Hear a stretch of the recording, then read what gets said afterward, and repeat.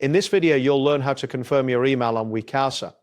By following these instructions, you will successfully verify your email address, allowing you to access all the features of the platform. To begin, open your email inbox using your preferred email client or web browser. Ensure that you are connected to the internet, as a stable connection is necessary to access your emails without interruption. Once your inbox is open, look for the email from Wecasa.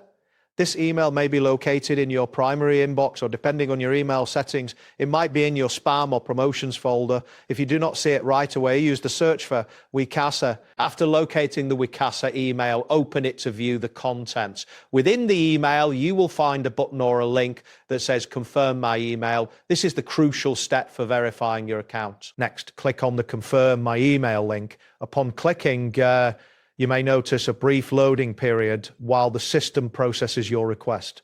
This is normal and indicates that the confirmation is being handled. Wait for the redirection to occur.